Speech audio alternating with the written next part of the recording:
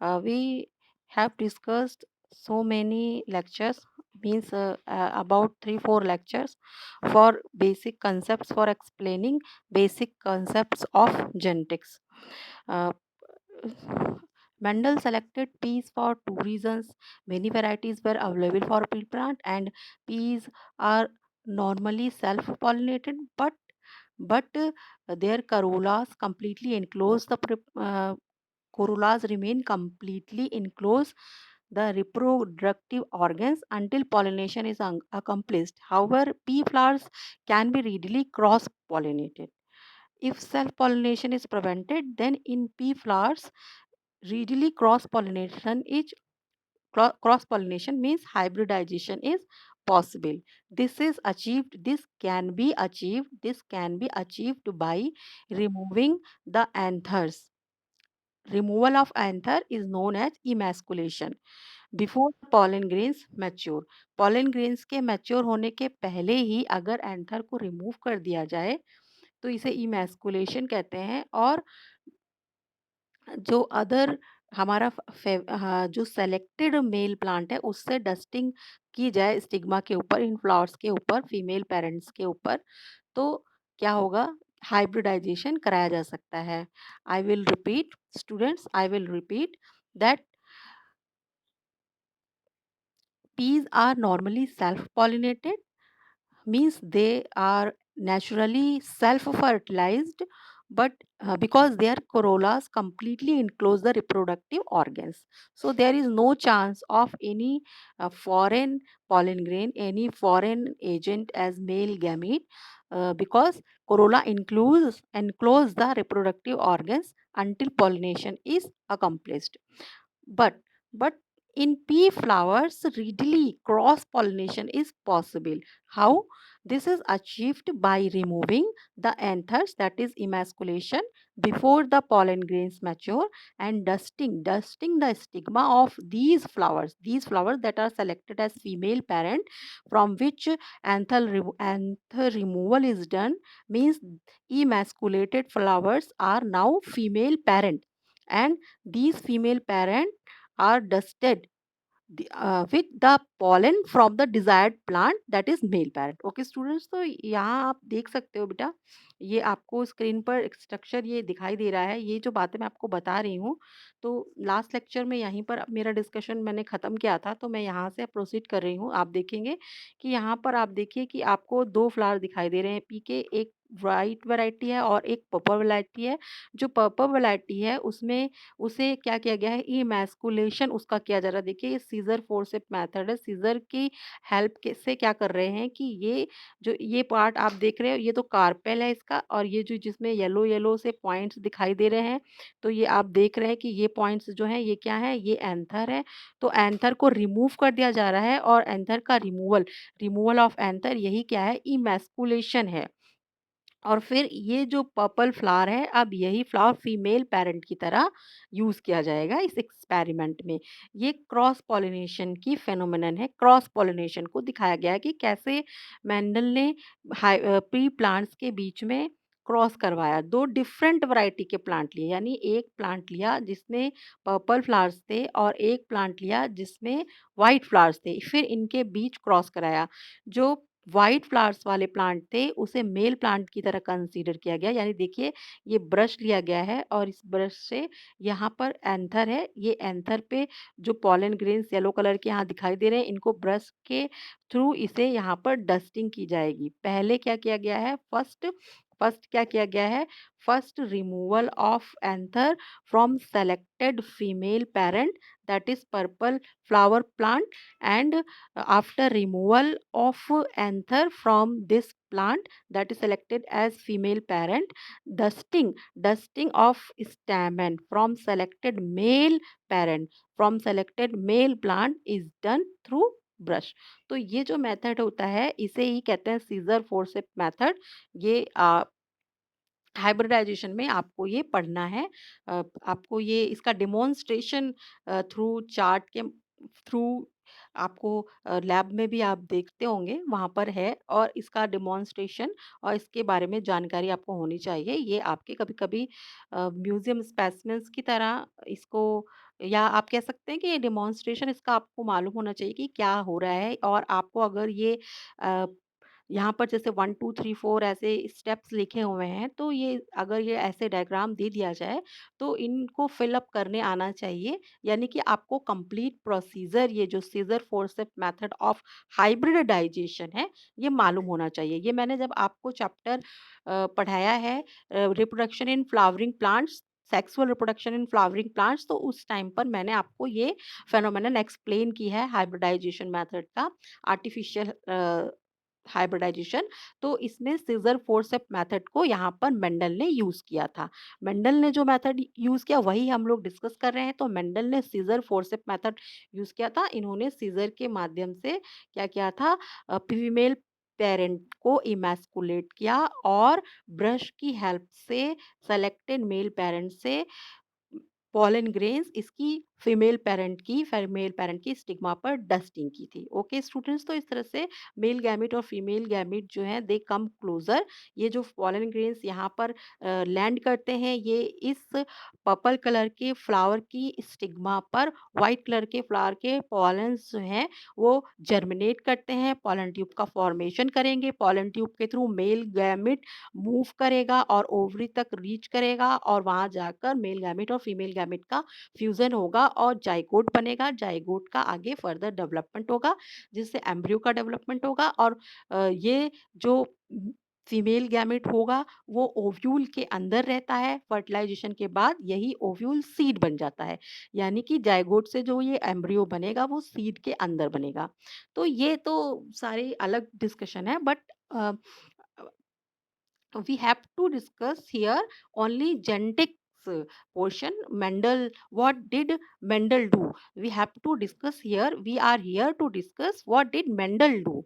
Okay students, Mendel selected varieties that differed with respect to 7 traits with easily distinguishable character contrasting forms, as I shown you. The traits were seed color, seed shape, flower color, pot shape, flower position, and plant height. Now we will discuss in detail what did Mendel do. Mendel's experiments were done in 3 stages. First, he satisfied himself that each of the 14 varieties, what 14 varieties students, dear students, 14 varieties means these 14 varieties you can see here, there are 7 contrasting traits of Mendel, these 14 varieties here in table you can see there, 14 characters: tall dwarf plant, white flower, violet flower plant, axial terminal position वाला plant, inflated constructed pot shape जिनमें होंगी ऐसे plants, green yellow pot colour वाले plants, round wrinkled seed वाले plants और yellow green seed वाले plants. तो ये 14 वैरायटीज आपको यहाँ मिल रही हैं। तो मेंडल ने ये श्योर किया था अपने हाइब्रिडाइजेशन एक्सपेरिमेंट्स के लिए कि पेरेंट का सिलेक्शन कैसे करना है। तो पेरेंट जो है मेंडल ने हमेशा क्या लिया, देखिए ये डायग्राम जो है ये बेटा आपकी बुक में बना हुआ डायग्राम है, आपकी एनसीईआरटी में यही डायग्राम दिया हुआ है मेंडल एक्सपेरिमेंट्स में। तो ये देखिए ये पी फ्लावर को यहाँ पर दिखाया गया जिसमें आप देख पा रहे हैं कोरोला है इसका, कोरोला करोला जो है पेटल्स यानी कि, तो इसके अंदर ही इसके एंड्रोसियम और गायनीशियम जो है वो इनक्लोज्ड होते हैं और जिसकी वजह से नेचुरली कोई बाहर से पॉलन ग्रेन आकर लैंड नहीं कर सकता है। तो नेचुरली इसमें सेल्फ पॉलिनेशन होता है, सेल्फ फर्टिलाइजेशन होता है। लेकिन लेकिन अगर ये जो फीमेल प्लांट लिया जाए, फीमेल पेरेंट सेलेक्ट किया जाए, अगर दो अलग अलग वेराइटीज ली जाएं, यानी कि फीमेल के रूप में व्हाइट कलर फ्लावर लिए जाएँ प्लांट्स और फीमेल के रूप में पर्पल कलर फ्लावर प्लांट्स लिए जाएँ और मेल के रूप में व्हाइट कलर फ्लावर प्लांट्स लिए जाएँ और इनमें से जो फीमेल की तरह सेलेक्ट किया गया है उसमें इमैस्कुलेशन कर दिया जाए और उसके बाद जो व्हाइट कलर के फ्लावर्स लिए गए हैं जिनको as a male plant select किया गया है, इनसे पॉलन ग्रेन लेकर डस्ट किए जाएँ यानी ट्रांसफर ऑफ पॉलिन किया जाए जिसे पॉलिनेशन कहते हैं। तो इसके बाद क्या होगा, जब मेल फीमेल का गैमेट का फ्यूजन हो जाएगा, जाइगोट बनेगा, एम्ब्रियो बन जाएगा, तो जो ये ही ओवरी थी। ये जो ओवरी ओवरी फीमेल पार्ट की जो ओवरी थी वो आगे जाके किसमें बदल जाएगी, फ्रूट बनाती है। तो इसका फ्रूट बेटा इसका फ्रूट ही क्या है, ये पॉड जो मटर की फली होती है एक्चुअली यही इसका फ्रूट है। तो ये जो पॉड आएगा एक्चुअली यही क्या है, ये इसमें जो फली आएगी यही इसकी F1 जनरेशन है। यही क्या है, इसकी F1 जनरेशन है। देखिए यहाँ पर मैंने आपको पहले एक बार बताया भी था F1 जनरेशन के बारे में मैंने आपको बताया था। और इसमें डिस्कस किया था मैंने आपसे, what is F1 generation? F1 hybrids first filial generation seeds और प्लांट्स और animal offspring resulting from a cross mating of distinctly different parental types. Distinctly different parental types क्यों कह रहे हैं?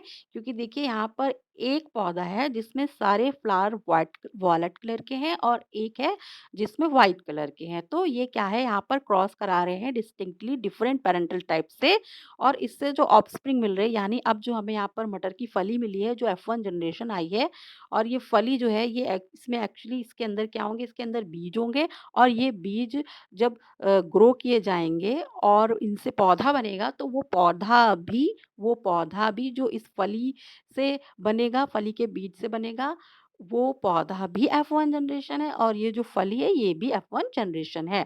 The offspring of which produce a new uniform variety with specific and or desirable characteristic from either or both parents।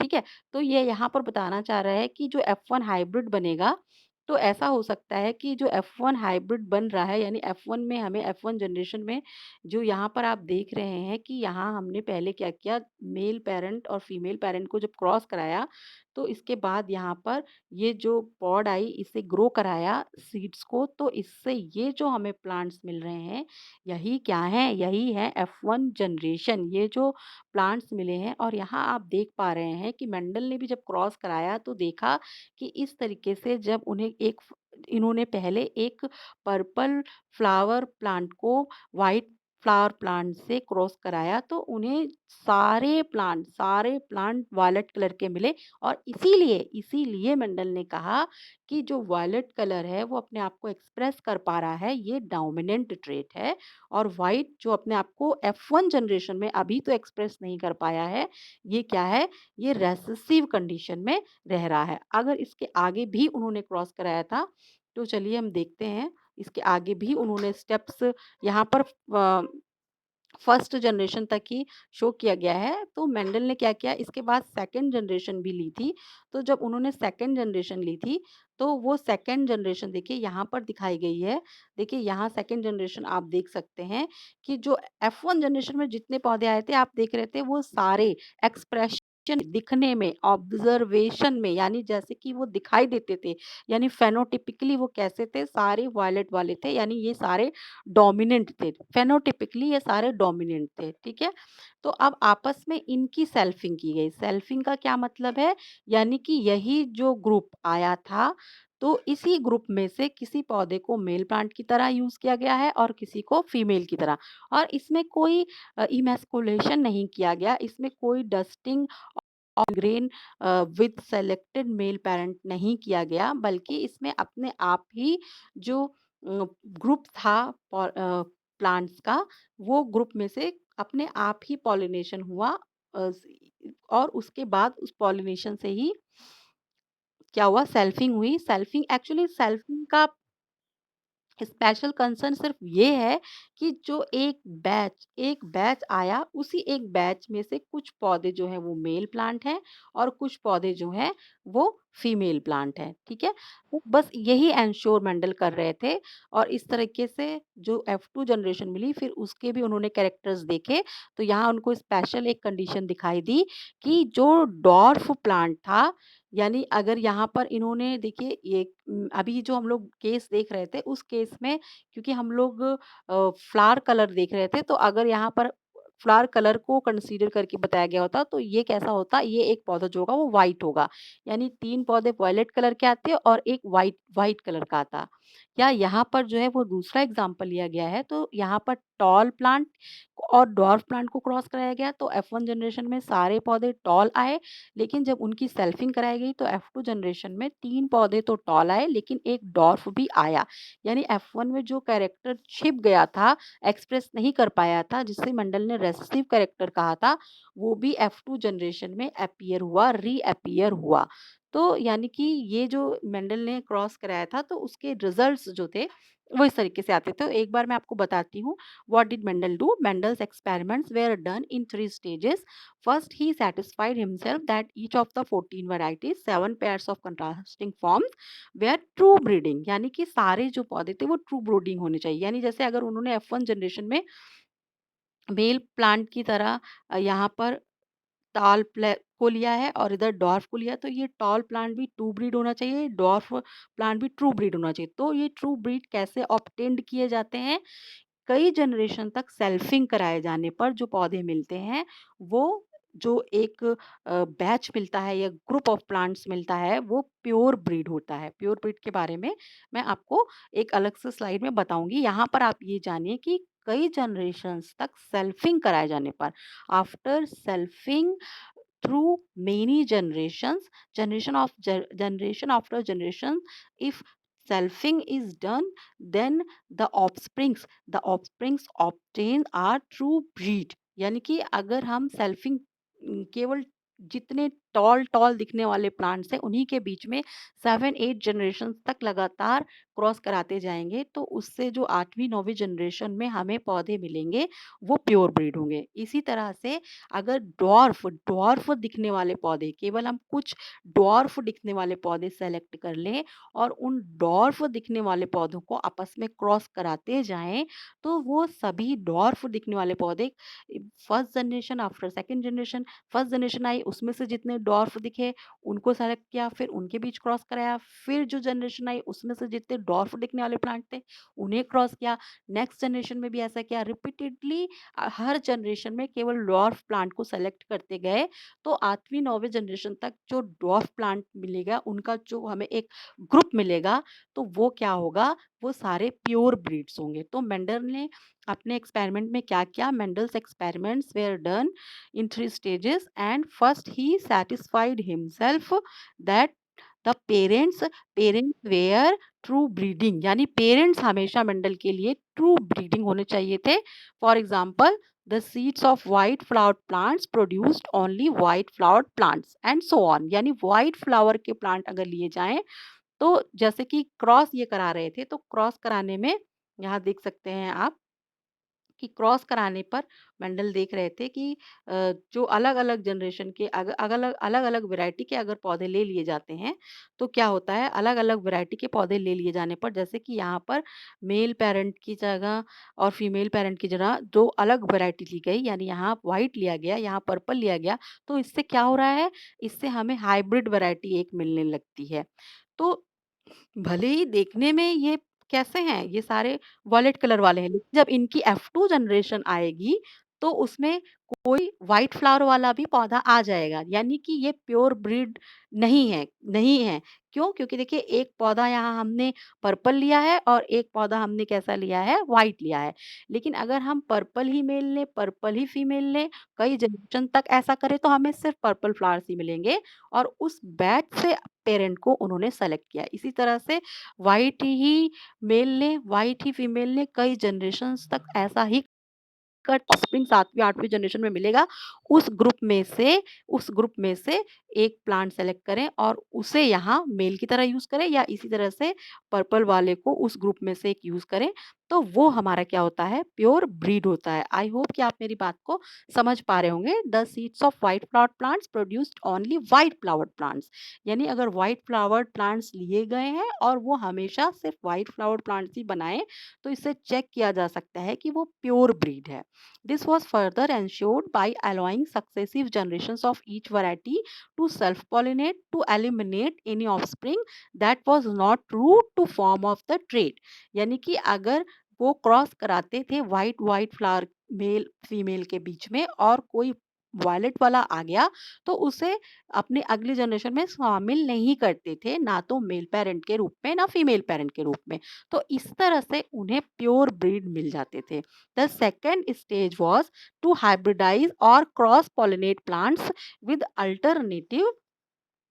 alternate forms of a trait. For example, Mendel cross-pollinated purple and white flowered varieties and so on. तो यहाँ आप देख रहे हैं parent की तरह इन्हें एक पर्पल प्योर ब्रीड पर्पल लिया और प्योर ब्रीड व्हाइट लिया।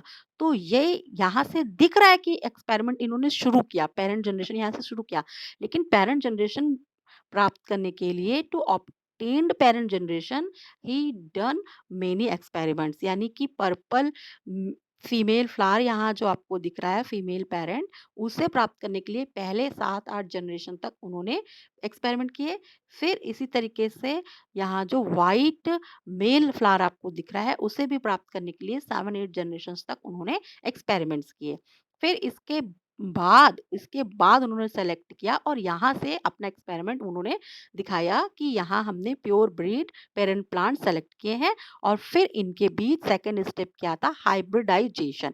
सबसे पहले सिलेक्शन ऑफ पेरेंट्स है, selection of parents in true breed from true breeds को सेलेक्ट किया उन्होंने। फिर Mendel cross pollinated purple and white flowered varieties and so on.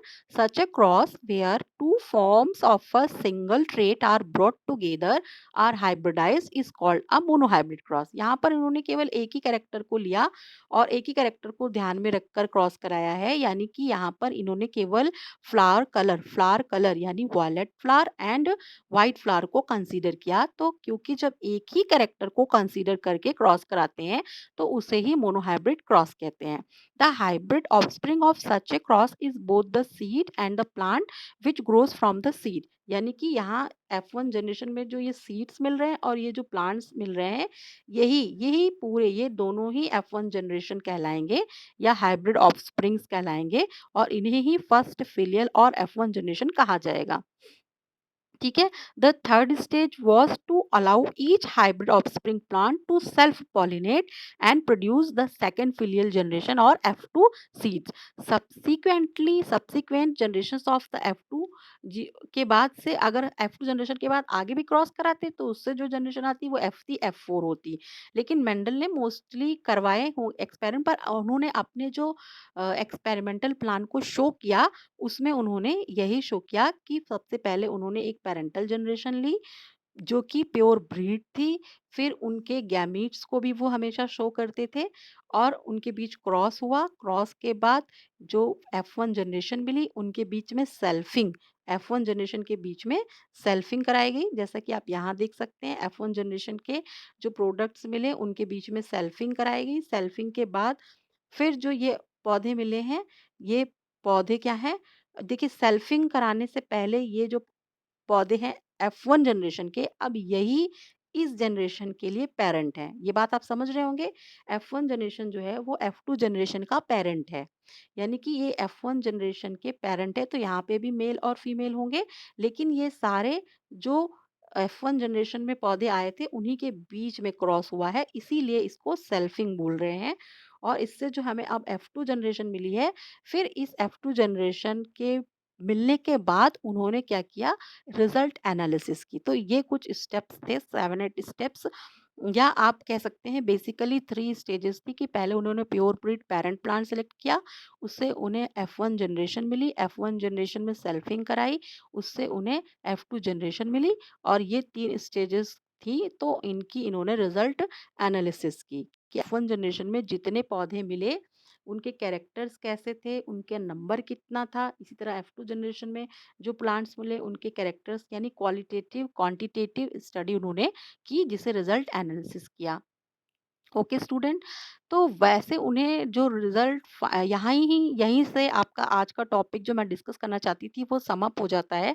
But यहाँ मैं आपको थोड़ा सा बताऊंगी व्हाट वेयर मेंडल्स फाइंडिंग्स।